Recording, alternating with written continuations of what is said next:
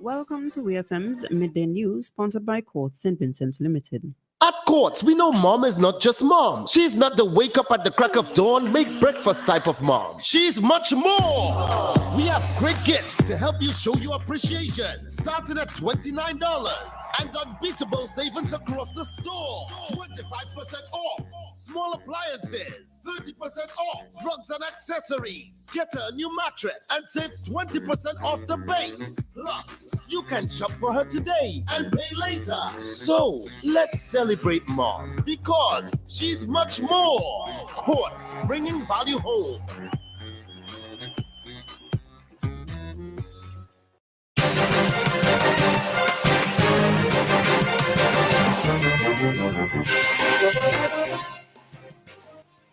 Welcome back to WEFM's Midday News, sponsored by Court St. Vincent's Limited.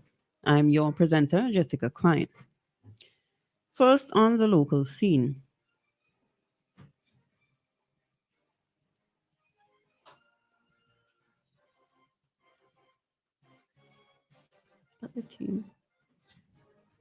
The 2024 Carnival season will be the last to see events held at the top end of the E.T. Joshua Tarmac at Annesville. Minister of Finance, Economic Planning and Information Technology, Camilo Gonçalves, speaking on Star FM recently, disclosed this as he stated that work on the acute referral hospital at Annesville is set to commence at the end of the Carnival season. We hear more from the Finance Minister.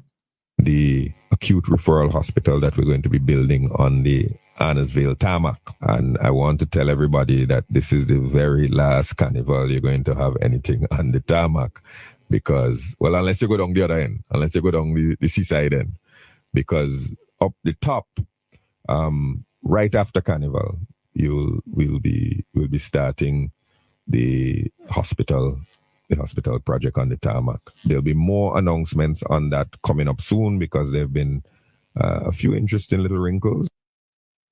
Minister Gonçalves said that an announcement pertaining to the main contractor is expected to be made soon. That contractor will be mobilizing soon. He said that persons can expect to see equipment being put by the contractor around the July period, and at that time, the area will be blocked off.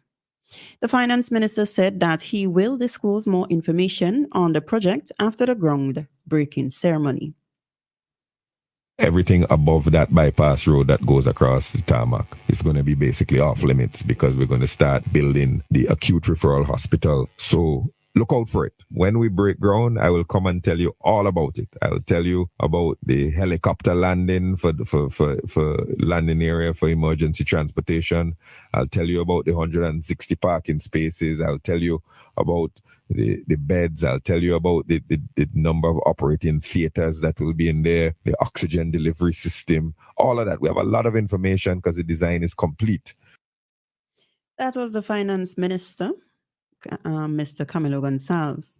The acute referral hospital is to be constructed at an estimated cost of $98 million, with more than $80 million going towards the construction of the hospital and the purchase of necessary equipment. Since the commencement of the Royal St. Vincent and the Grenadines Police Forces National Gun Amnesty on March 1st, there have been over 13 firearms and 291 rounds of ammunition handed over by the public. The RSVGPF disclosed this information in their gun amnesty update, where they also made note of the recent amendments to the Firearms Act, having reinforced a stringent stance against illegal firearms. With just 14 days left in the gun amnesty program, which ends on May 31st, the police force is appealing to all residents in St. Vincent and the Grenadines to encourage those in possession of illegal firearms and ammunition to hand them over.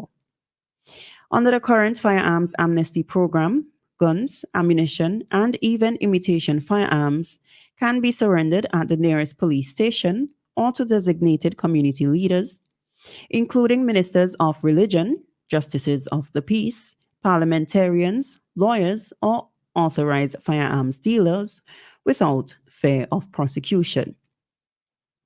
The program, according to the police, aims to help foster a more peaceful environment for citizens and visitors to St. Vincent and the Grenadines. Still on a local scene, in October of last year, it was announced that the government of the Republic of China on Taiwan will be donating body cams to the Royal St. Vincent and the Grenadines Police Force, the RSVGPF.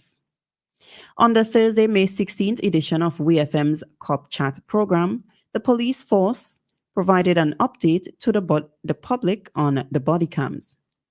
Inspector of Police attached to the Telecoms Department, Olsen Rodney, confirmed that the cameras are already en route to St. Vincent and the Grenadines. We hear more from Inspector of Police Rodney.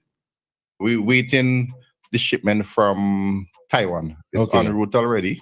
Okay. So we're in the process now, waiting for the container to come. So it would be here at some point. And what's the quantity expected? Well, right now for the body cams, it would be 30 at the moment because it's just it's something new that we're getting into.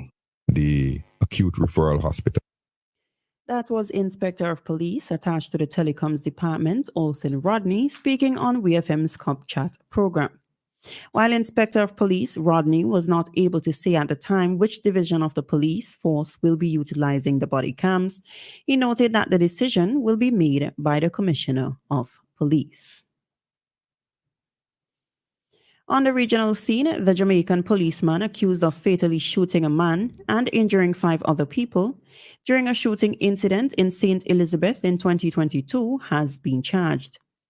Jamaica Constabulary Force JCF officer Constable Lakari Barrett was placed before the St. Elizabeth Parish Court to answer to the charges of murder and 5 counts of unlawful wounding. The charges are a result of a completed investigation by the Independent Commission of Investigations, INDECOM, and a ruling by the Office of the Director of Public Prosecutions, ODPP. Constable Barrett was charged in relation to the January 6, 2022 off-duty police fatal shooting of Lloyd Davis and shooting injury of 5 persons in the community of a compound in St. Elizabeth. The police constable Barrett was offered bail in the sum of $2 million with a surety, reporting conditions, and a stop order was imposed. The next court date in this matter is June 11, 2024. Still on the regional scene, a new landmark agreement to enhance cooperation on integrated disaster risk management was signed this Wednesday, May 15, 2024, between the European Union and national and regional actors in Barbados. Development of the Memorandum of Understanding (MOU) was led by the European Commission's Civil Protection and Humanitarian Aid Operations Department and supported by the United Nations Office for Disaster Risk Reduction.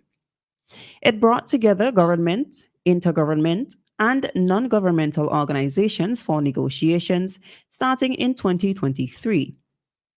Shortly before the signing, Barbados's Minister of Home Affairs and Information, Wilfred Abrahams, told the gathering that effective disaster risk management contributes to sustainable development and the reduction of disaster risk may be considered as a cost-effective investment in preventing future losses. On the international scene, Texas Governor Greg Abbott has granted a full pardon to a former U.S. Army sergeant and Uber driver who spent 25 years in prison for fatally shooting a Black Lives Matter protester in 2020.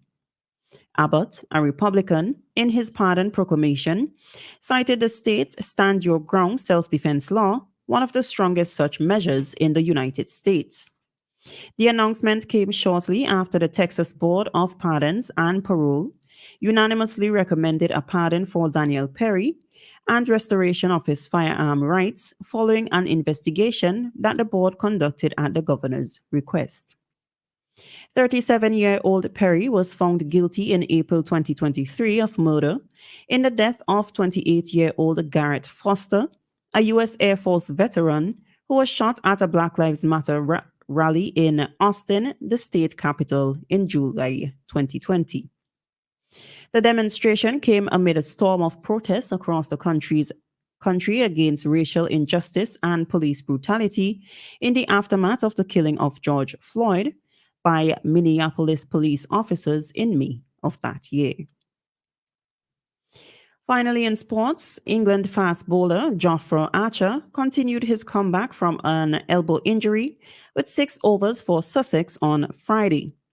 The 29-year-old bowled with pace and bounce, took 1 wicket and conceded 11 runs. Archer is in line to play his first match for England since March 2023 in the T20 series against Pakistan, which starts on Wednesday. He will then travel as part of England's squad for the T20 World Cup in June. Archer has been building up for the World Cup by playing club cricket in Barbados, the country of his birth, but has not played top-level cricket since the Indian Premier League in May 2023.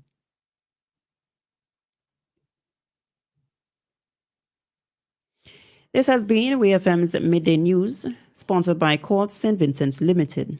Hello, Carnival.